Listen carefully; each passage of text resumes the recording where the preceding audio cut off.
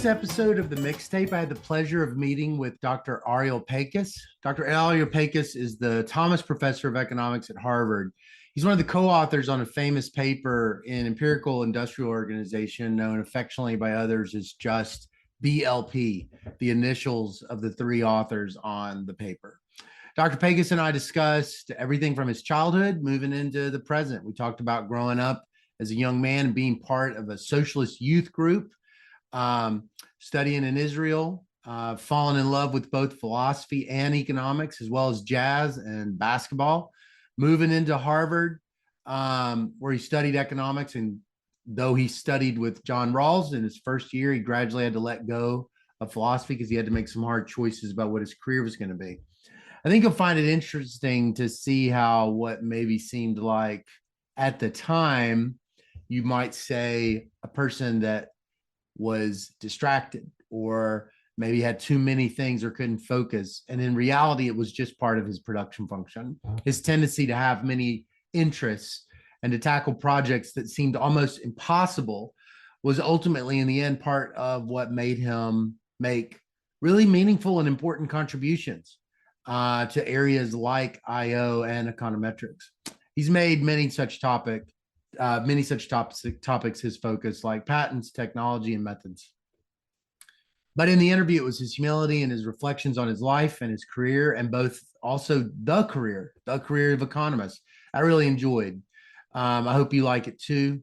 I hope that hearing his story, you feel a little encouraged enough to continue to realize that your story matters, that you're on your own journey.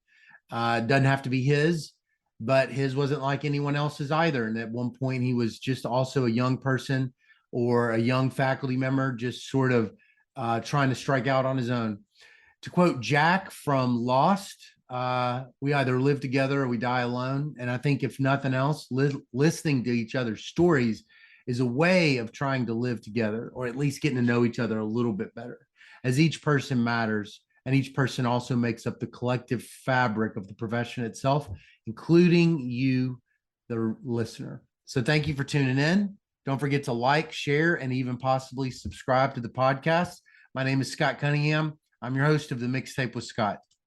This is my pleasure to have on the podcast today a very well-known economist, Dr. Ariel Pakes. Thank you so much for being on the podcast today. Thank you. Well, before we get started, for the sake of the listeners, I already said your name, but if you could say it again, please introduce yourself with your name, your job title, and the firm who is paying your paycheck every week or every month. My name is Ariel Pakes. I'm a Thomas Professor of Economics at Harvard University. Okay. Okay, well, before we get started, if I wanted to sort of do an icebreaker, when you think about a vacation that you've had in your life, either from being a kid or later, that's kind of like burned a memory into your head, what is one of them that you really sort of always still think about from time to time? The Galapagos Islands. Oh, wow. When did you do that? I did it, I don't know, maybe it was 15 years ago with my kids. Oh, and my wife. What was it like? It was just a great trip. There was a group of us. Everybody was sort of into nature and athletics. Nobody was, and we went around from island to island by boat. Oh, Mostly slept on the islands. Looked at nature. There's a lot of fauna and fish of various forms and birds of various forms. It's really quite amazing. How many weeks were you there? For a week or more than that? I think we were there for about 12 days, actually. Oh, what a great idea. Was that your idea or was that one of somebody else? My son was living in Ecuador at the time. And so, yeah, we do stuff like that. We've been to Patagonia, we've been to Thailand, we've been to different places, but Galapagos was very special. Your family is very outdoors. When we get together, yeah, that's what we do. Yeah, you love the outdoors. Yeah, I mean, we don't get together that often. You shouldn't get me wrong, but like, we have an apartment also in New York. I like jazz. Yeah, I like the NBA. There's other things we like in the winter, but going to beautiful places or interesting places is a lot of fun. Oh, that's cool. Oh, that's a great. I'm gonna be thinking about the Galapagos Islands. There's not many economics conferences at the Galapagos Islands, so I've not yet gone. So I'm gonna have to probably go out of my way to go there. Yeah. Um, okay, well, let's get started. So tell me about growing up. Where did you grow up? I grew up in Edmonton, Alberta. Oh, My parents were originally immigrants from in the 1930s, Jewish oh, immigrants. America's doors were closed. They came to Canada. oh, Um, I don't know what else to say. My dad was, was one of these people who worked all the time and just wanted his kids to get an education. yeah, We got an education. I could tell stories, but that's essentially it. I mean, yeah. um, What'd your mom do? she actually, she was a very intelligent woman who at a very young age was forced to go to work because of the Great Depression and stuff like that. Oh, Uh, yeah. so when she came over, she skipped 4 or 5 years of school and did very well, but then had to work. I think she was always sorry she never went back to university. So, but she Yeah, didn't. So yeah. And what did your dad do? he, when he came over, actually, he started trading furs in the Northwest Territories. And then him and his brother founded a bedding company for upholstery and beds, which was Oh, reasonably successful. I mean, so oh, wow. What was Alberta like as a kid for you? cold. Uh-huh. um, it's Edmonton, right? It's probably the coldest city in the Northern Hemisphere. It's a real city. Uh-huh. Um, I, you know, you know, I, my father was ill much of the time that I remember, and then went to high school in Edmonton. And I joined a socialist. I did two things. I joined a socialist youth movement. Oh, you did?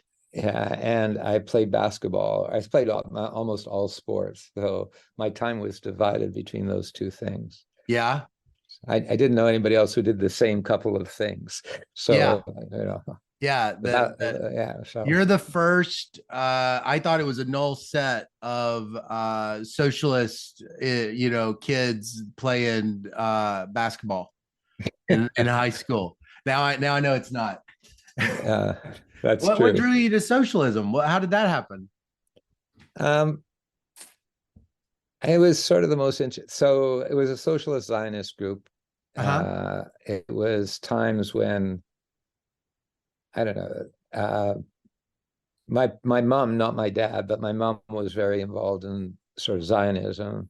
The socialism part of it was just interesting philosophically Yeah. for me. So when I did my BA in Jerusalem, Yeah. and I had a double major. One was philosophy and one was economics. So I took two Oh, majors. did you So you got the philosophy major? yeah. Oh, okay. Yeah. So it always interested me from starting from social philosophy, but then I actually got interested in philosophy of science for a while Huh. uh, when I was in Jerusalem. Um, so So you and your mom had these kinds of, is this right? Am I right that you and your mom would have these kinds of conversations about uh not sort of, really, oh, not really? really. Yeah, just the youth movement. It was pretty intense. I don't know So much about this youth movement. What was that? we had a summer camp. I went to twice for 2 months each. I was outdoor, you lived in tents and you discussed stuff lots. Yeah. You learned a little bit about the outdoors, but for the most part, you discussed various things. So, How we read stuff. were there a Like, lot of famous Jewish socialist philosophers at that time that was it particularly like a connection of Zionism and socialism, or was it nothing? They're not really connected. no, I think historically, if you look at the beginnings of the labor movement in the United States, it's mostly Jewish immigrants or a lot, not mostly, but there were a lot of Jewish immigrants that were part of that. It Mm. was the Europe there was something called the Bund in Europe, which was Jewish socialism. Oh, There was a lot of that came over at that time. yeah, But my parents weren't particularly socialist. It was just me. I mean, yeah. my mom was Zionist, but not Ah, socialist. yeah. So what about that? So what about what drew you to Hebrew University? I think, that's a good question. There's a few people like me that did things like this, which is, I was bored. I was not happy in Edmonton, Alberta. I think I was just, I don't know, bored might be the wrong word, but I just wasn't happy. And just before, in April or May or something like that, towards the end of the school year, um, yeah, there was this scholarship that opened up at the Hebrew University, and my mom said, if you want, you can apply. I applied and I got it. Oh, I was only supposed to go for a year, but really? I stayed. Yeah, but it was like a foreign student program, Oh, and I stayed for 5 years. So what happened uh, that first year that made you want to stay? it was just, um, it's interesting for a kid who grew up, pretty reasonably privileged and reasonably protected in North American society, and then you go over to a country where at that time it was a much poorer country at that time, and Mhm. there were people from all over the world. It was really an interesting place in those days. I Yeah. mean, there were all sorts of people coming through from, even the kids from the States that I met. One was going to end up being a reporter for the New York Times. One ended up being the producer of Sesame Street. We had friends that were just all over the place, and Wow. it was really fun. Later, Israel became more religiously connected, and that Oh, turned it me was off a not bit. then. This was the 60s, No, right? This was the late 60s. yeah, I went to Israel just after the Six-Day War, which was in Oh, '67. So I went in '68. huh. Did Israel and Hebrew have the same kind of cultural revolution kind of thing that you associate with American universities? Like, was that temperament or the music scene or anything like that kind of a No, thing?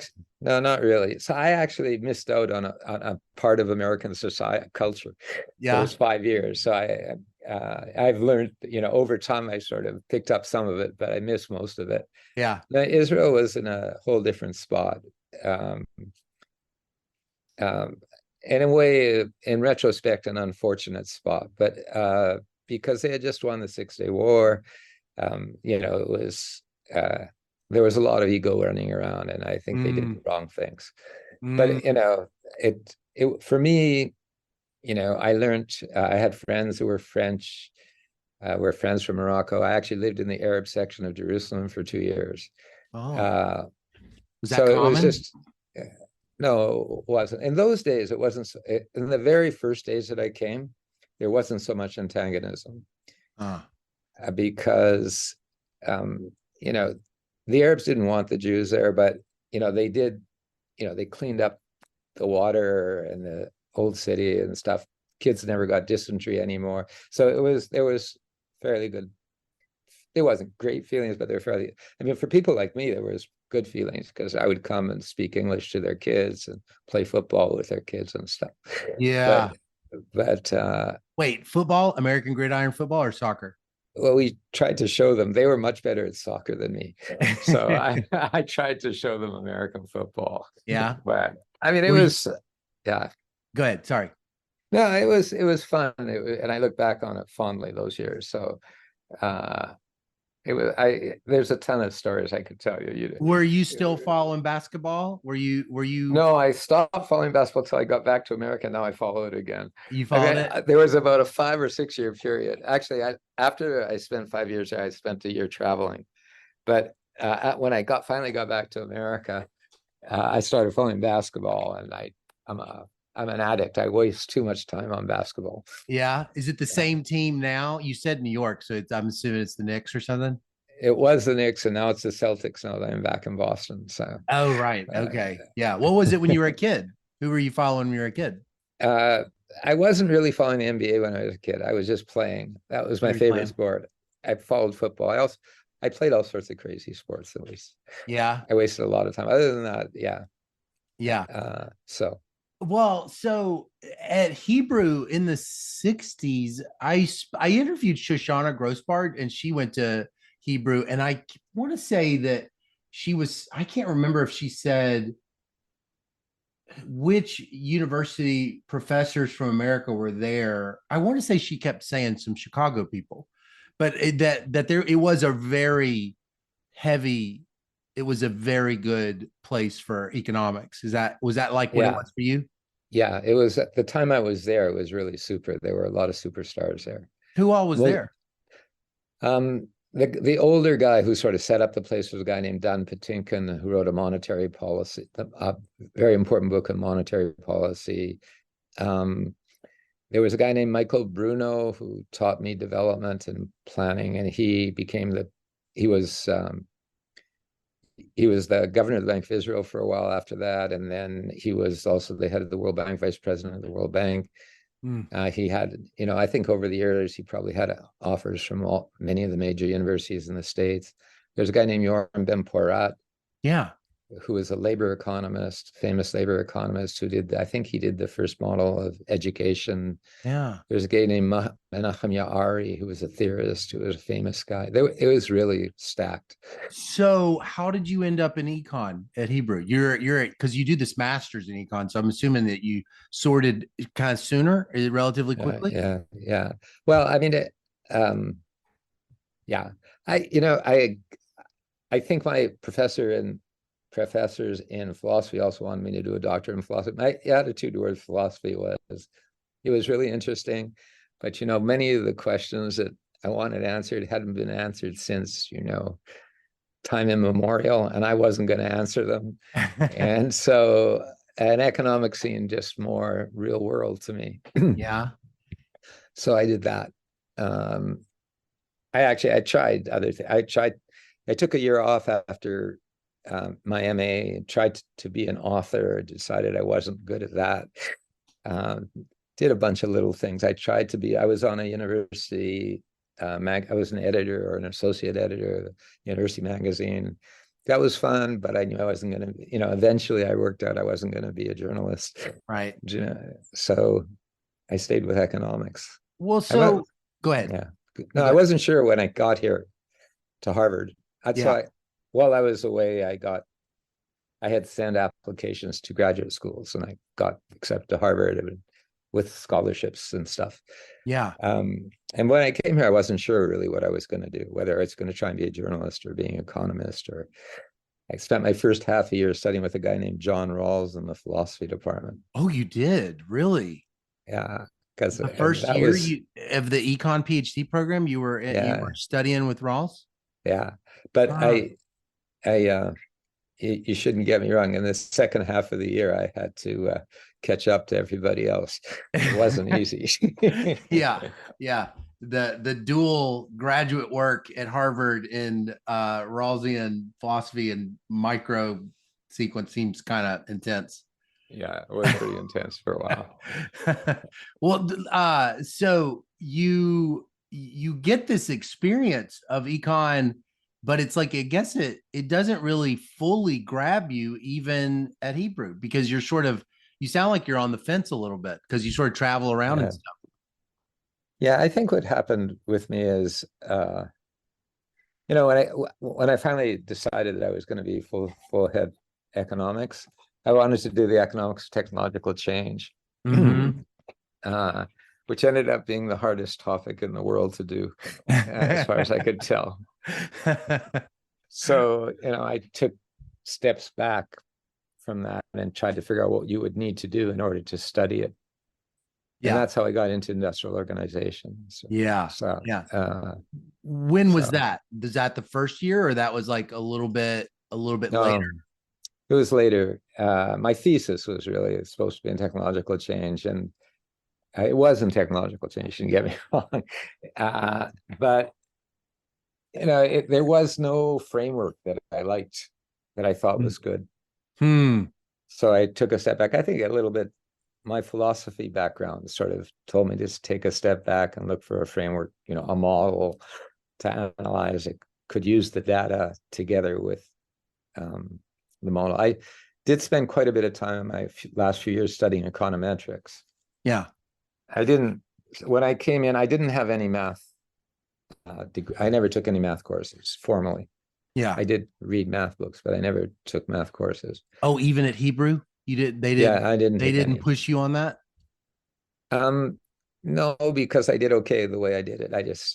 I studied by myself a little bit, and then I wrote a paper when I was a graduate student last year of my graduate school. I wrote a paper with a guy named Rick Erickson, who was an assistant professor here, just starting assistant professor, and I was finishing graduate school.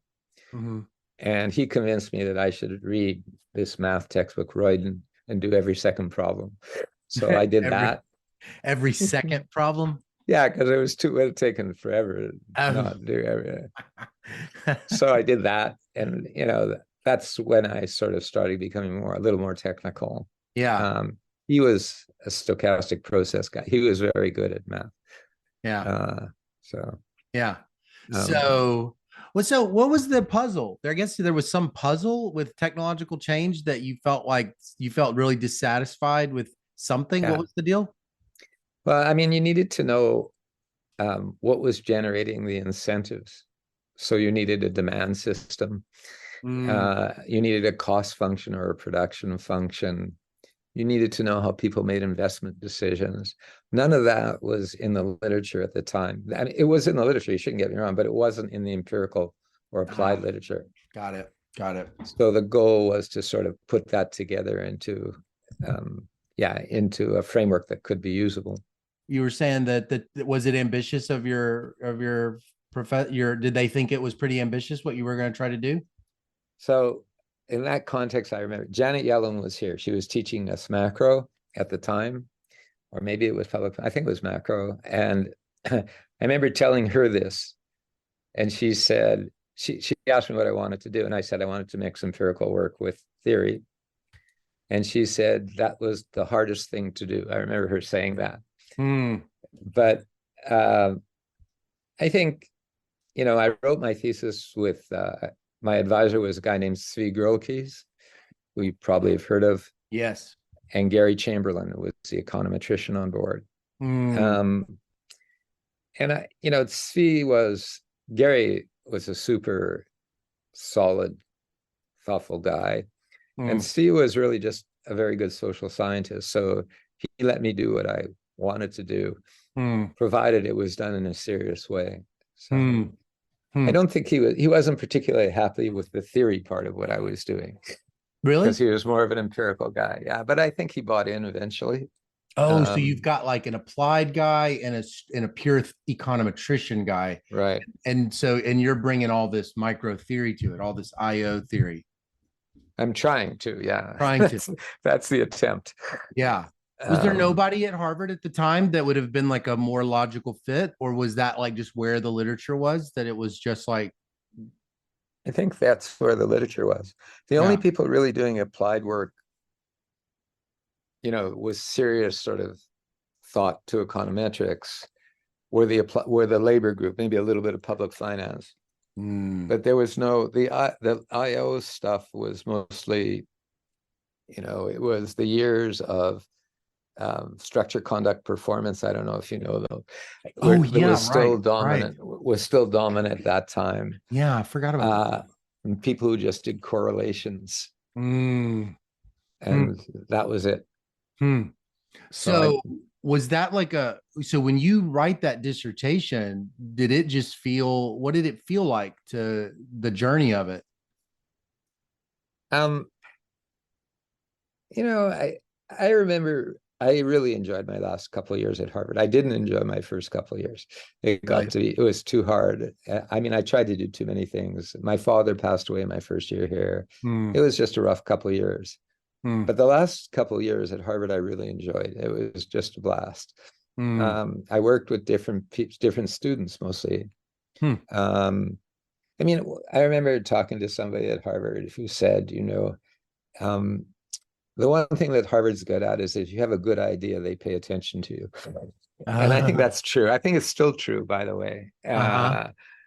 So I didn't really connect with anybody before I started writing stuff. And then people wanted, if you had a good idea or something serious, people here will talk to you. I mean, there's no question. Uh-huh. They're busy people, but they'll pay attention to a good So idea. that was Dr. Chamberlain and Dr. Grillich. Yeah, and others also. I remember Mike Spence was here. Oh. So there was, and he was a theory guy. So he actually, I remember him saying after I gave my thesis talk that he never understood a word, but maybe we should talk. It was sort of like that. It was fine. It was really fun. Also, the students I was working with were good. So, just out of curiosity, did you ever meet David Lewis, the philosopher? no, I don't think I did. I haven't. Oh, okay. He I think was all in those circles with you over studying Schelling. He would go to the Schelling seminars. Apparently, I think he's got some signaling piece in one of his books, and it's filled with Schelling sites. I was just curious. Okay, so Schelling, by the way, was a very creative guy. I mean, if you think of the time he was writing, yeah. he was just he was alone. I mean, so I didn't really know about him until later. Oh, okay. Yeah. I mean, yeah. So you weren't like sorting into all these like game theorists that were like beginning to emerge. You were kind of like IO econometrics, but you could like you clearly had this like ability to kind of interact with this theory too, but you weren't going over there. I didn't do that. The game theory that happened at the time, I should take a step back. So there were two things that went on in game theory at the time.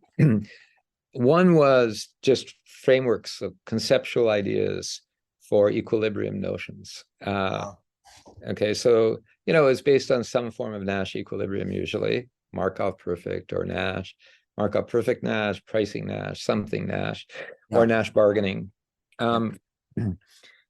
So there was that, and that did impact me. I mean, when I wrote with Rick Erickson, we were doing that. Mm-hmm. The theorists were doing it in a way of just showing that there was this notion of equilibrium that made sense. So for them, an equilibrium was just everybody's doing the best they can, so nobody has an incentive to deviate. That's it. I mean, yeah. And you could say that in 15 different ways with 15 different conditions on it and stuff like that. Right. But then the applied theorists took over, and much of it was sort of demonstrating what could happen in a game theoretic context. So when firms were interacting, what could happen? Okay. And it's sort of, this is when I started getting involved a little bit. What could happen depended on functional forms, timing assumptions, whole bunch of different things. Yeah. And, I thought our role as empiricists was to figure out the right assumptions for different industries, for different situations where we want to make policy. So that's sort of where we came in. When they, I think I got a little bit bored of reading one article after another, which got different answers for the same problem because of different assumptions. Right. Not that they were useful in the sense that they taught you sort of what could happen and what to look for in the data that would, structure a model in a way that would rationalize it. Right. But there was sort of no definitive thing on any industry. Yeah. Which got us going, which got me and my friends going, I guess. Me and my students and friends going. So if you look what happened afterwards to the empirical side of it, it's mostly industry studies by single industries, and policy for those single industries. So that's still what I do, I mean, still today, though I got to admit I'm getting, I go back and forth between methodology and empirical work, but the empirical work is, once in a except for maybe one or two things that I've done, the empirical work is all focused on particular industries. It has methodology in it, but it's focused on particular industries. Yeah. But your early work, I see a lot about patents. Is that the same thing Yeah, as what you're describing? If it being that's like, the end of my period of technological change. oh, Uh, um, but even that works. So I got the Fisher Award for patents as options in 1986, I think. uh, Um, and that medal, I think partly it was for doing an empirical study, but partly it was for I and two others in different fields did the first dynamic models of agents' behavior that were mm, estimated. hmm, So it was partly just methodology, and indeed in that paper, there was a lot of new things. For me, I was just trying to solve a problem, but in order to solve the problem, I needed these new things. So there was, I think, maybe the first simulation estimator in actual estimation. uh, Dan McFadden had been using it to figure out whether rapid transit would work in Berkeley, right. but not in an actual estimation algorithm. It was Oh, maybe the first paper, certainly the first paper who solved a dynamic program and then and then integrated out over people so you could only get aggregates, because I only saw the fraction dropping out in every period and stuff like that. So there was a lot of methodology in it, which is, I think, part of the reason I won the Fish Award. huh. It was my first big paper. Did you have a sense that it was going to be a Mount Everest kind of climb, big paper that Yeah, you were going to have to like do a bunch of creative stuff? um, yeah, as I went on, I figured out that I needed to do a bunch of stuff. I mean, I didn't. It was the same with almost everything I've done, which is I start on a problem because I think it's an important problem, and then I run into problems, and I often end up asking friends how to figure it out.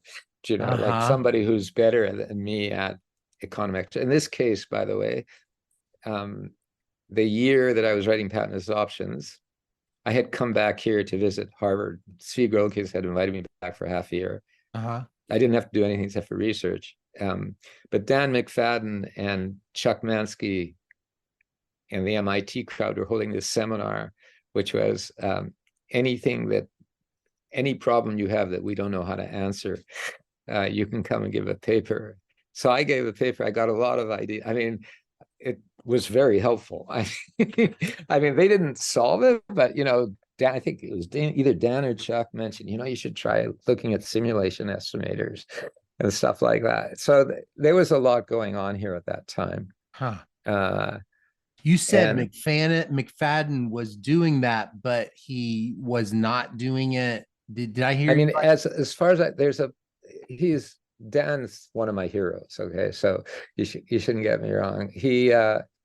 The BART project, if you Yeah. look back at the report on the BART project, I don't think it might not have ever been published. I have a copy somewhere. Ah, The way they evaluated what would happen is they did simulations of, people, and then they post facto, they looked to see if they were right or not. And they did very well. mm, So that's the one thing about simulations that I knew about before I started my paper. yeah. Now, Okay. there may be more out there that I just don't know about. You shouldn't get me wrong. Yeah. So, Yeah. um, So he suggests this to you. either he or Chuck, I remember them both being there. Jerry Hausman was also there making suggestions. There was a lot of them sitting around. These were the greats of those days. Yeah. And Gary was probably there too, Chamberlain. I can't remember that, but I do remember the three of those guys. And it lasted, instead of lasting an hour, I think it lasted 2.5 hours. Everybody just stuck around trying to figure out the answers. So what's the puzzle that you present to them? What is it that you were like nothing else works right now? And so what was it exactly? So there's a computational puzzle of how to solve a dynamic program and then for different people and then integrate out and get estimators of the parameters that were heterogeneous across the population. Oh, right, So, right. I mean, that sounds technical, but it was, Well, why were yeah. you even asking that in the first place? Why were you asking it and like it hadn't been asked before?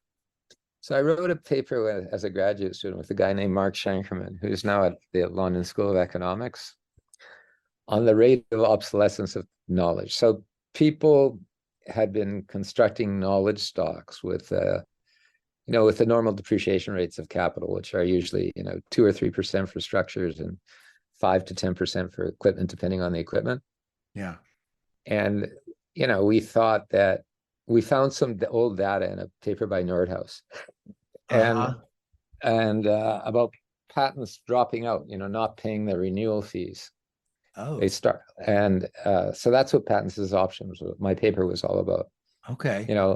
What can you tell from people not paying their renewal fees? What was the value of the patent? Oh. So so Mark and I looked at this and wrote this little paper that said, you guys got it all wrong. This is not about the depreciation of physical things. It's about the depreciation of knowledge, how knowledge gets obsoleted. And that rate is much different from the rate of capital depreciation. Can you give me an example of what that means? Like give me an example with a patent of that kind of thing happening. You have I don't know, let's take pharmaceutical. You have a pharmaceutical that does X and another, and it's very productive. It doesn't really ever decay physically. Right. You can, okay.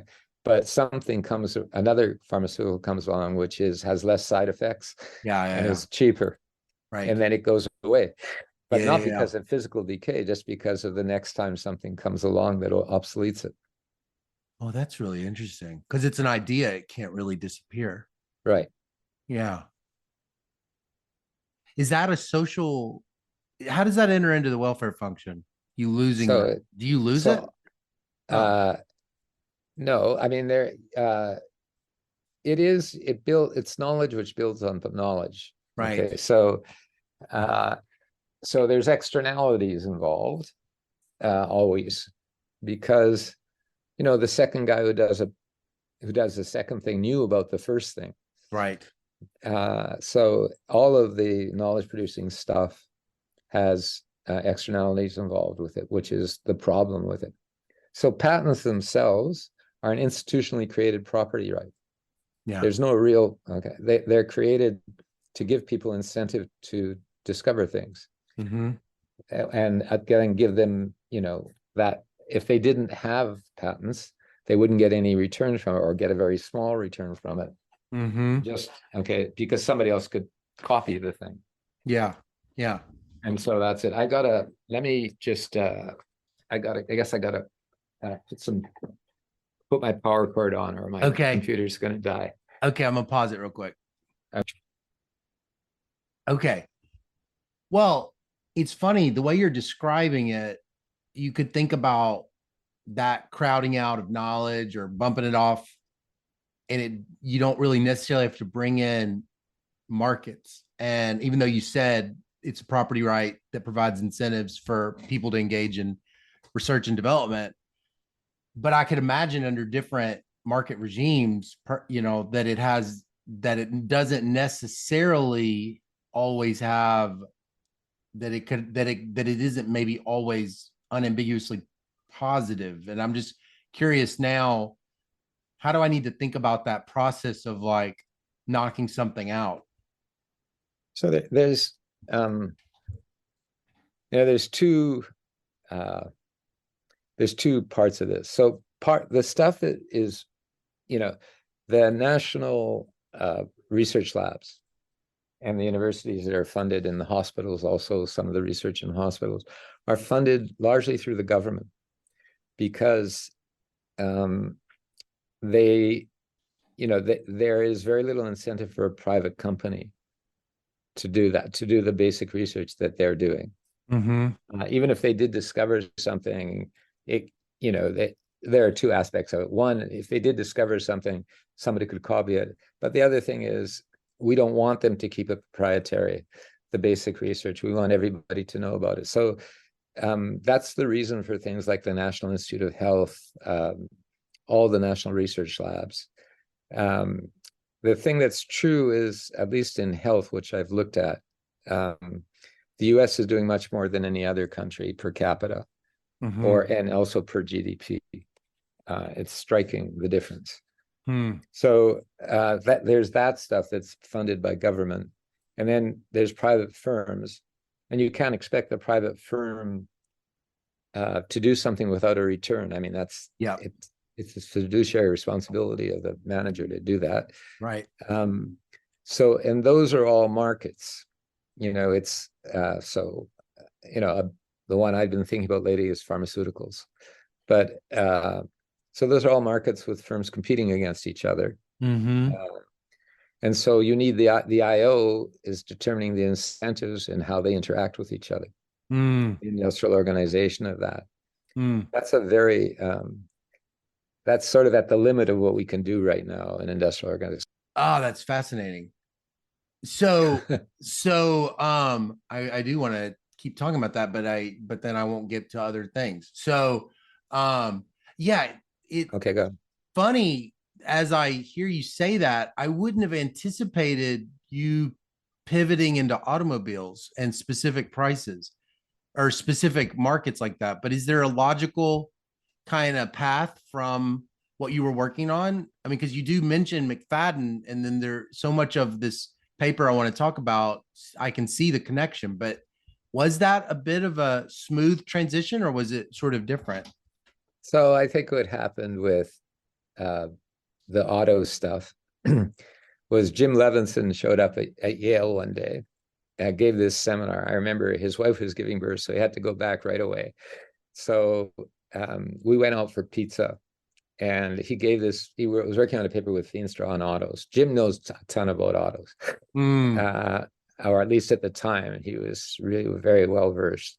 And Steve, Barry, and I and Jim went out for pizza quickly, so we get Jim. And I think I sketched, or maybe Steve and I sketched out on a napkin how you would do BLP, how you would do this right. And I remember telling Jim, if you come back in the summer, we'll do it. And Jim always reminded me that it took 3 years to do It was We 3 did do summers. it, but it took 3 years to do it. Yeah. Wait, so that's funny. So he presents this paper, which somehow is incomplete. What is he talking about? No, he was talking about the relationship.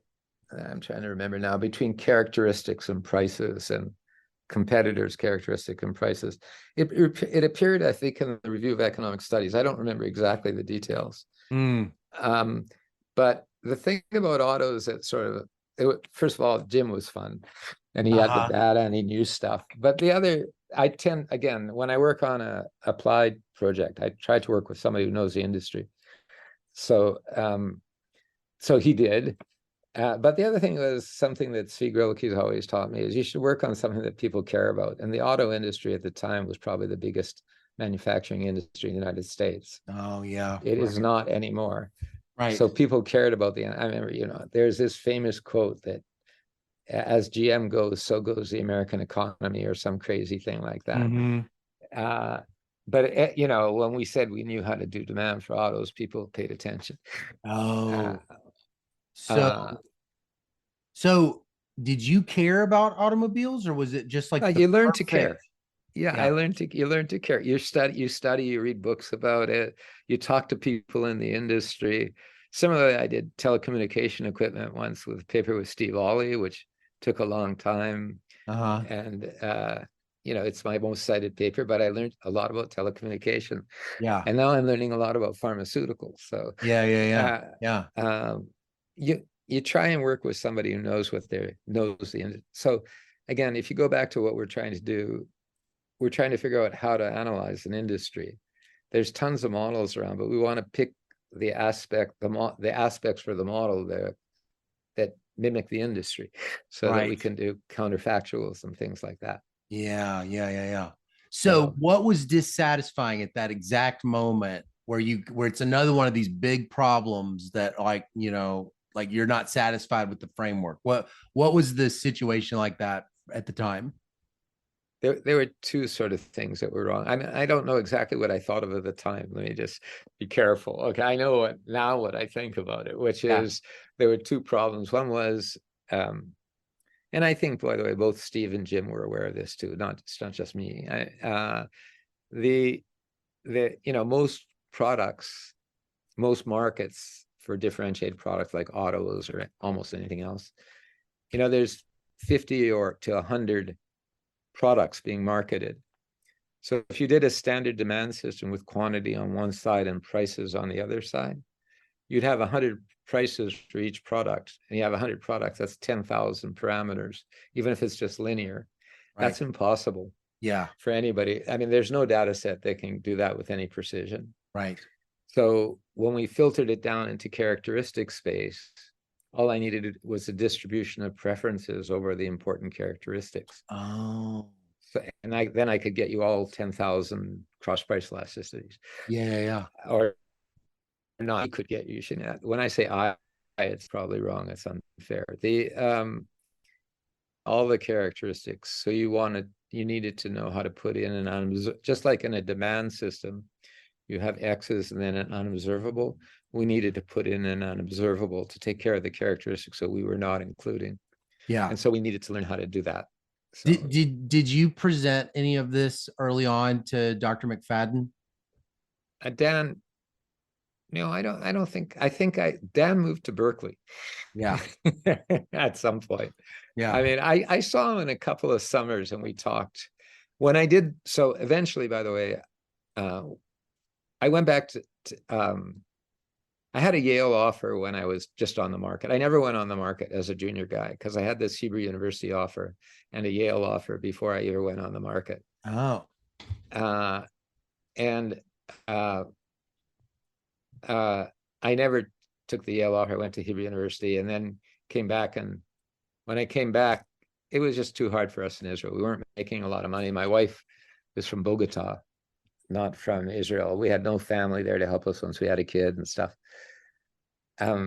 So I came back, and when I came back, Yale said, well, why don't you come here for a half year? You don't have to do anything. Just sit in the growth center and talk to the people who are doing development. Yeah.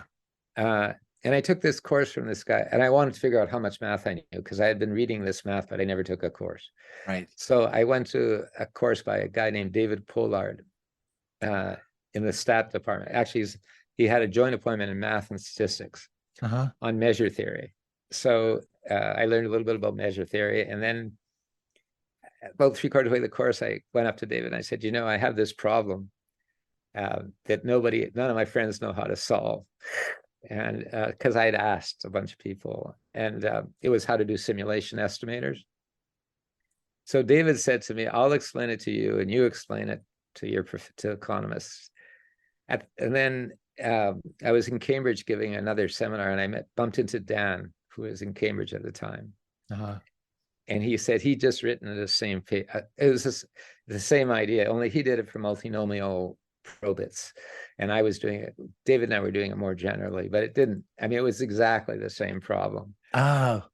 So Dan organized this afternoon with 4 papers on this. So David and I came in, and then we had dinner at Dan's house after. Dan was great like that. He was always like that.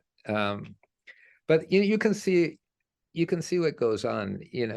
Something happens, you realize you can all of a sudden do things that nobody could do.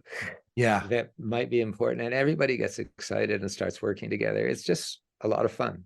Yeah. So I mean, we worked really hard on the simulation stuff. I mean, for me to keep up with David was because I didn't have the math background. David taught me things point why, he would go to the backboard and show me exactly why it works. And then I'd go home and study it. He'd show me something else. It was great. It was a lot of fun.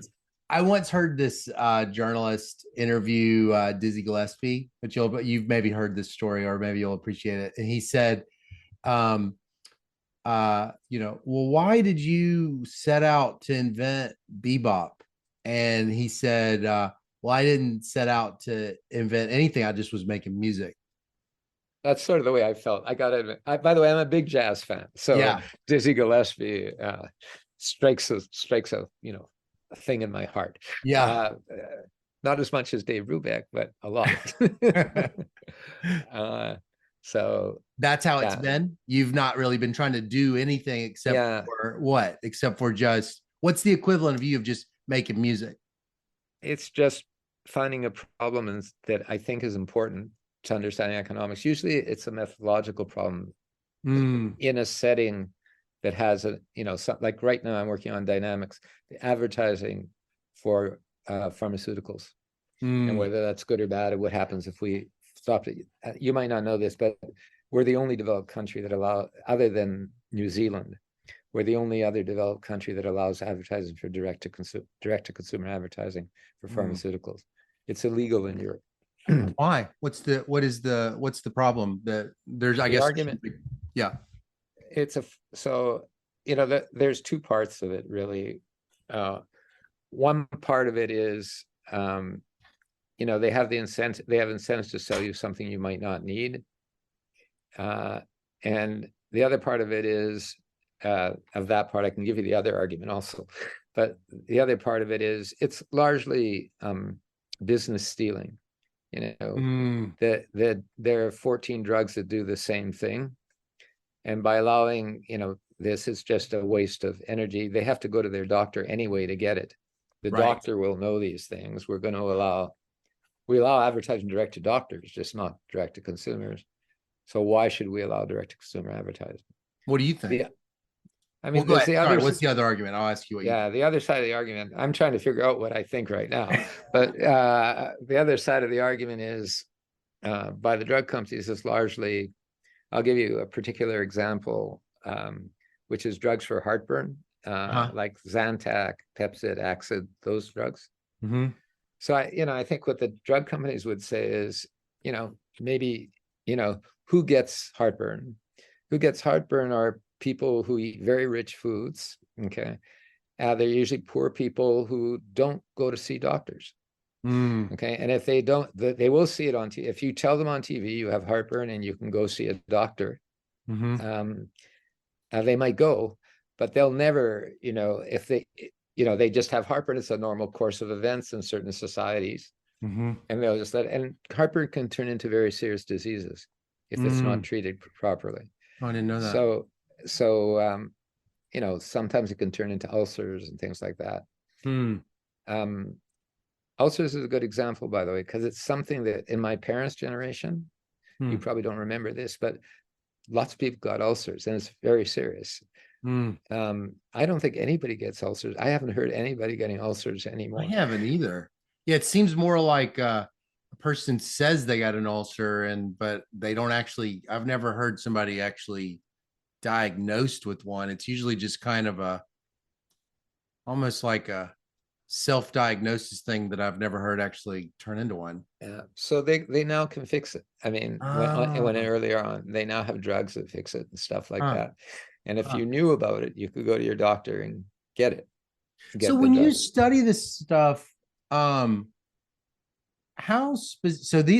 you're kind of bringing up is like really specific. It's like heartburn or automobiles or things like that. I mean, is that how it typically is working? That you're like, you are specifically very interested in, I mean, is it, you're like specifically interested in a very specific drug or whatever? Or is it like, you're kind of more, because you said methodology. So how is it fitting together?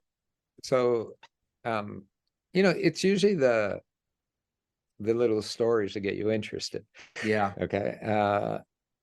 But like the advertising for pharmaceuticals, I got interested. I was always interested in pharmaceuticals. Pharmaceuticals is a huge industry and it's very important. And there's tons of regulation around it that you might want to, mitigate or change slightly.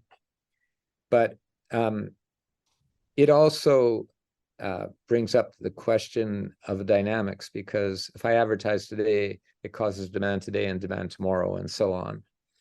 And if I advertise for my drug, I might take away from the other guy's drug. So there's all of that. That's the part of industrial organization that's least developed now. And I think I know why, and I've written a couple of theory papers on why. So actually with a guy named Chaim Frischman from Tel Aviv, we've written papers called experience-based equilibrium papers. And I thought this was a good example to try the new stuff on. I cared about it, and I could I wanted to learn how to transfer the theory into empirical work, into an empirical methodology. Yeah. And I think we're almost there. So, so even within like health and medicine, you're finding, is it true? Like each of these particular compounds are sufficiently different from a market perspective that you have enough to kind of like do all this novel thing? I would have So always what? thought like you do one and then that's it. No, we do. We're actually we're following industries markets over time. Okay, we're Mm, actually following four of the highest. I'm working with a guy from Toulouse in France named mm, Pierre Dubois. mm-hmm, Um, we're following investment demand and advertising expenditures um, in four drug markets: mm, anti-ulcer, anti-rheumatism, anti-ulcer, anti-asthma, and anti-cholesterol. mm. So, and each one has different parameters. We estimate different parameters. It's a similar model, but the demand systems are different and the reactions to the advertising are different in the different markets. And Can I so, see that like this is like the grandson of BLP? Can in a you way, see the signatures on it? BLP is the demand system we use. Yeah. And then what the advertising does is it increases the quality of the product in the demand system. Oh, that wasn't there. Yeah, yeah. So that's the more newer part, or Yeah, and then that's then the unique part, or one of and them. we never did any investment. So Oh, oh, that's really the newer part. But oh. it does use the BLP demand system, and then it uses everything. It uses the experience-based equilibrium framework.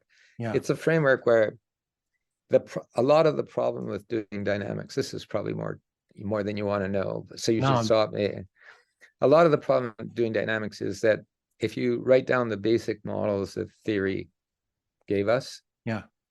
they're just too complicated. They're too complicated for firms to solve, and they're too complicated to compute on the computer too. Mm-hmm. So this experience-based equilibria is a way of getting around that we're Mm. developing to make it easier to use, and also to probably, hopefully, reflect more of what firms actually do, seeing they can't do the perfect thing. Yeah. Yeah.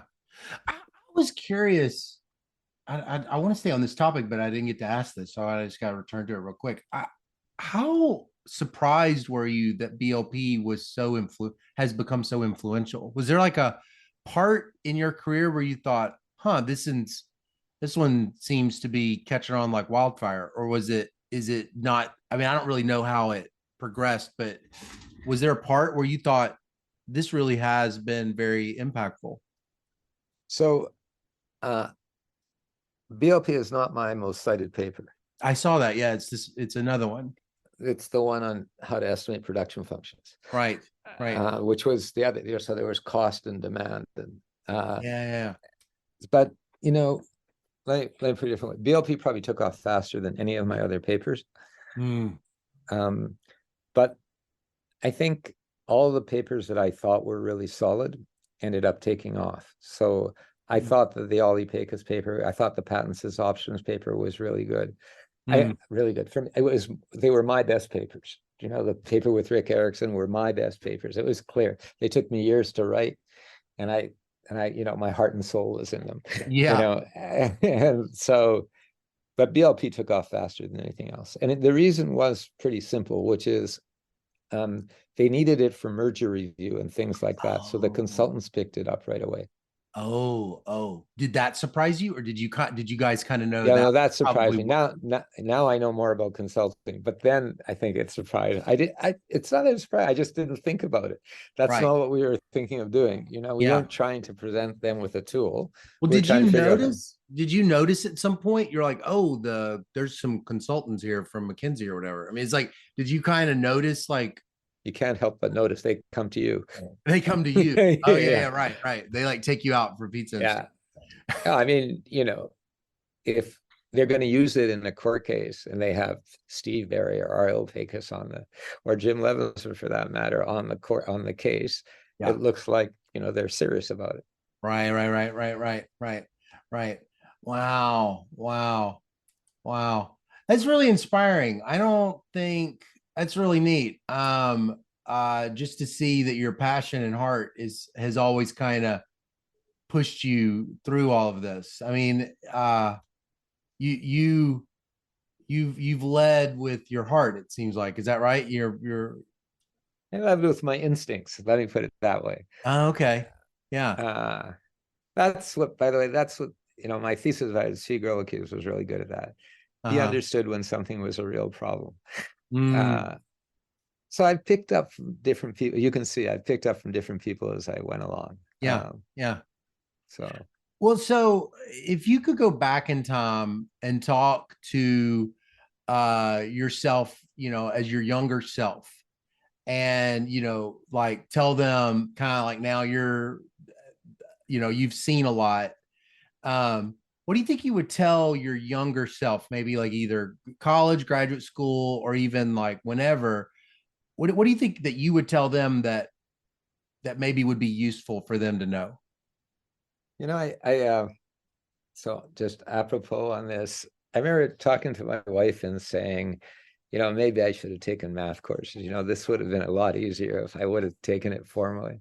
Yeah. And she said to me, if you hadn't have taken the philosophy courses, you wouldn't have looked at the same problems in the same way.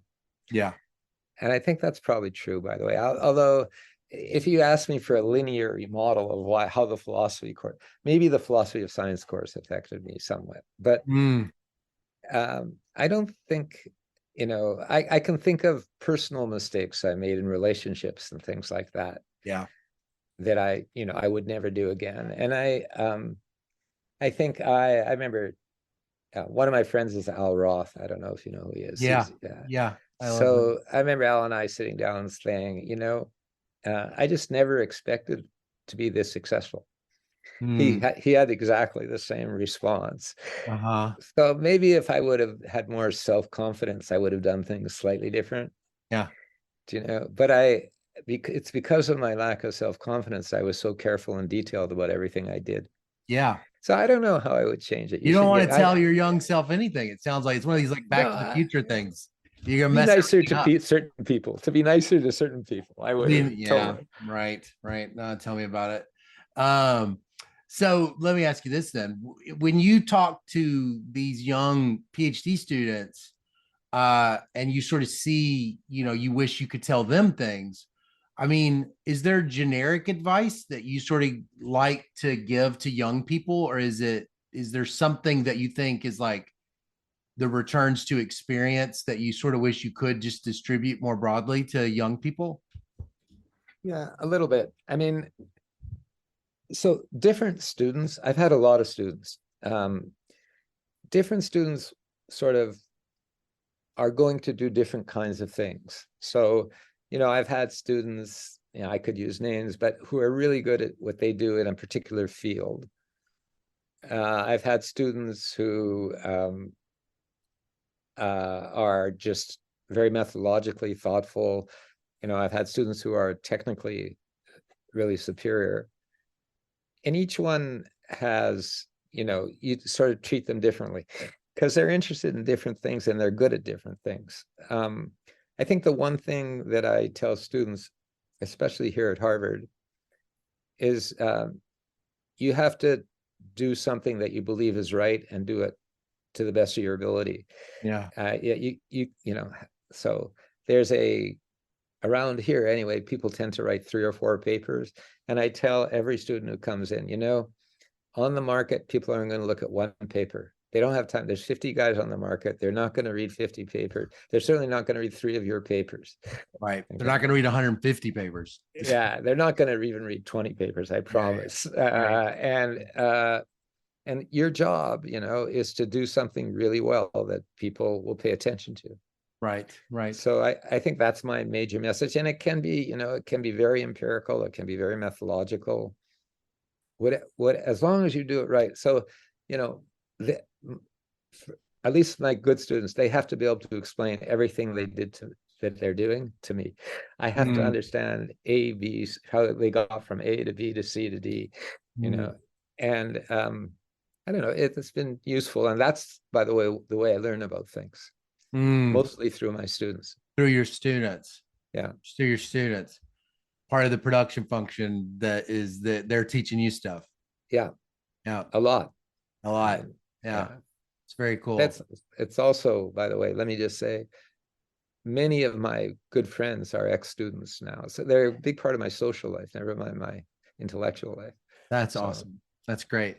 Well, it's top of the hour. I really, really have enjoyed this conversation and apologize for some of the technical difficulties, but I really appreciate you giving me some of your afternoon to talk about your life and your career.